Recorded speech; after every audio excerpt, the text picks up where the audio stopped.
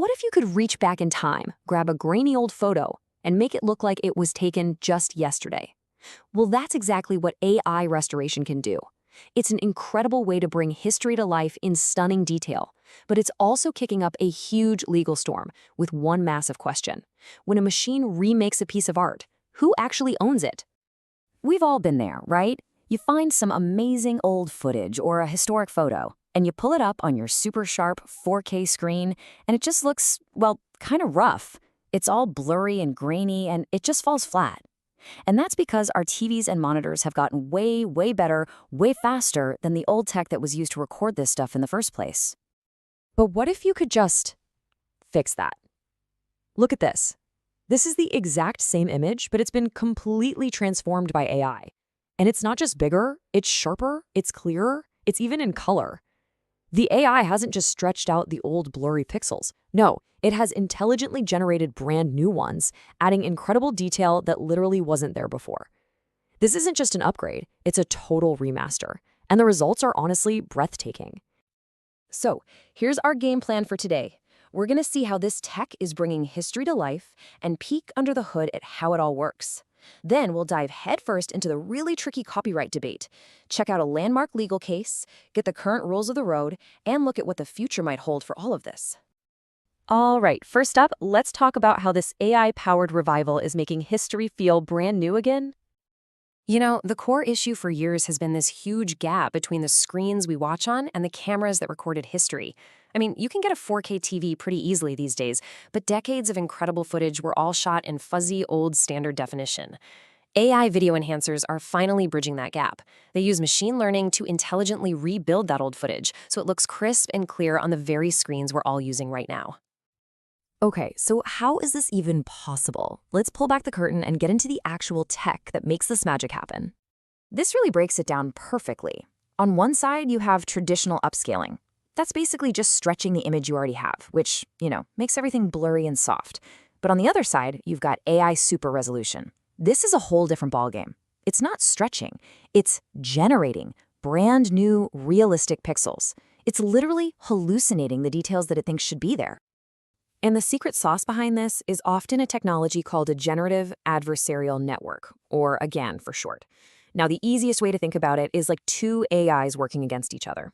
You've got one, the generator, that's trying its best to create new pixels, and then you have a second one, the discriminator, whose only job is to judge if those pixels look real or fake.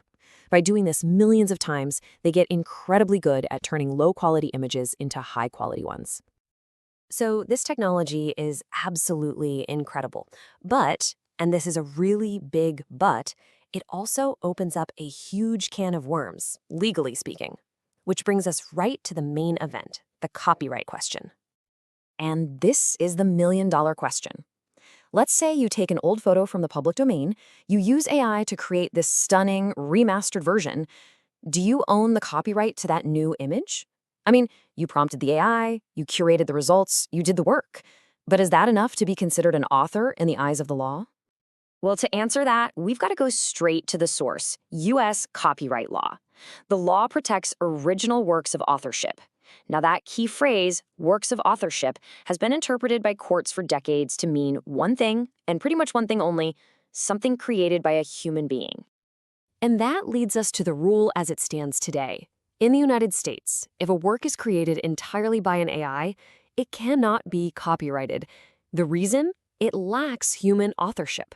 And what happens to something that can't be copyrighted? It falls directly into the public domain, meaning it's free for anyone and everyone to use. Now, this isn't just some abstract legal theory.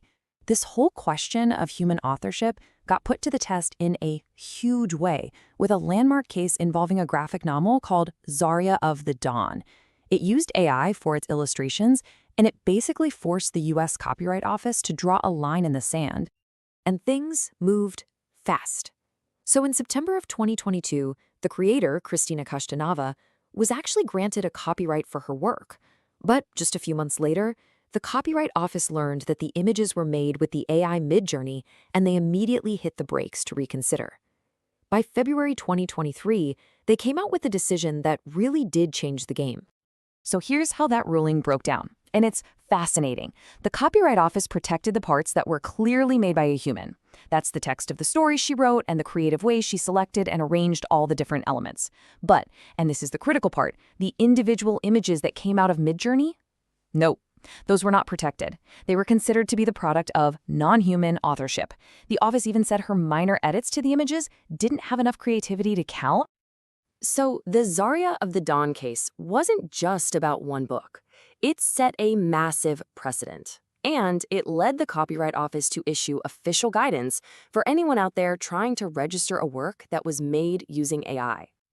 So here are the new rules of the road. First, you have to disclose that you used AI. You can't hide it. Second, your copyright will only cover the human-created parts of the project.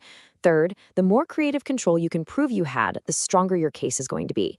And maybe most importantly, simply writing a text prompt and hitting enter does not make you the author of what the AI spits out. This whole thing really boils down to a debate over two very different analogies. On one side, you have creators arguing that AI is just a very sophisticated tool, like a camera. The photographer makes the creative choices and owns the photo. But the Copyright Office sees it differently. Their view is that using an AI is more like commissioning an artist. You give them general directions, but it's the artist, or in this case, the AI, that creates the final work.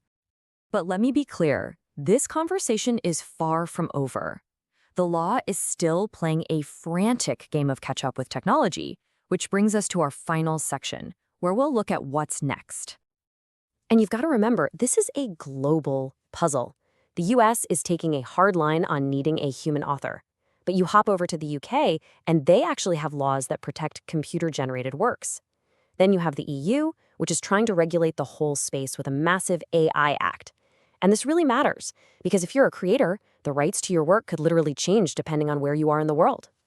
And while all the headlines are about what comes out of AI, maybe the biggest legal battle is over what goes in. These models are trained by scraping massive amounts of data from the internet, including art, photos, and writing that are all protected by copyright. So now the courts are jammed with lawsuits trying to answer a simple question. Is that training process fair use, or is it just massive copyright theft?